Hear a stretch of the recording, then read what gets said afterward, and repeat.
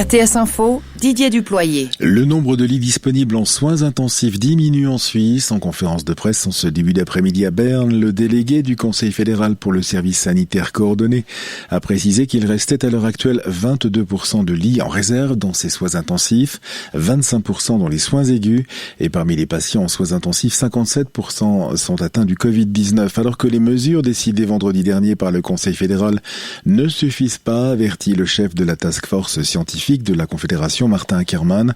Ces experts qui exigent des mesures globales sur un plan national aussi rapidement que possible. La Suisse, elle, qui a enregistré un peu plus de 4200 cas de Covid-19 en 24 heures, 4271 précisément, pour un taux de positivité de 10,4%. 103 décès supplémentaires dus à ce coronavirus sont également à déplorer. Et le soutien financier au cas de rigueur est également augmenté au Conseil national. Il a, à son tour, tenu compte aujourd'hui des dernières annonces du gouvernement dans la loi Covid-19. Le Conseil fédéral qui a annoncé vendredi dernier être prêt à augmenter l'enveloppe dévolue à ces cas de rigueur à 2,5 milliards contre 1 milliard décidé jusqu'à présent.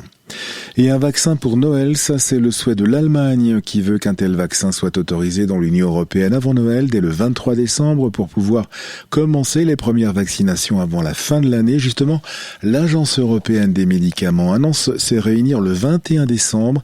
Elle espère, dit-elle, pouvoir rendre ses conclusions immédiatement sur le vaccin de Pfizer et BioNTech.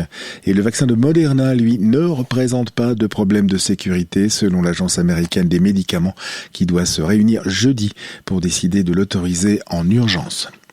Les jeunes de 12 à 19 ans en Suisse sont des utilisateurs intensifs au quotidien de leur téléphone et d'Internet. C'est le constat de la nouvelle étude réalisée par Swisscom et la Haute École zurichoise spécialisée en sciences appliquées.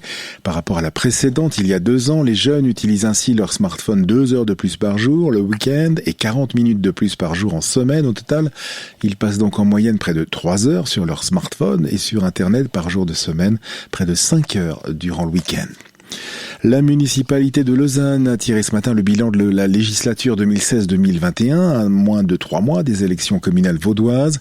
Elle s'est réjouie d'avoir mené à bien plusieurs grands chantiers comme la patinoire de Malais ou le musée cantonal des Beaux-Arts, tout en reconnaissant quelques couacs comme la crise à la Fondation Beaulieu. Le seul représentant de la droite au sein de l'exécutif, le PLR Pierre-Antoine Hilbrand, a lui aussi affirmé que la cohésion interne l'avait emporté sur les difficultés.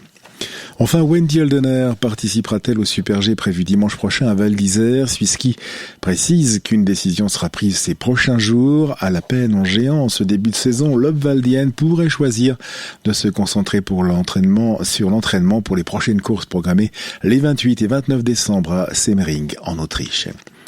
La météo avec encore quelques pluies sur l'ouest ce soir, avant un passage à un temps sec en toute région en deuxième partie de nuit. Demain, retour du soleil avec quelques voiles nuageux et après dissipation des brouillards matinaux sur le plateau dont le sommet se situera vers 800 mètres. Jeudi, du soleil en vallée, quelques faibles pluies à l'ouest. Un soleil qui sera généreux vendredi, toujours après dissipation des brouillards matinaux sur le plateau. Continuez l'actualité sur rtsinfo.ch.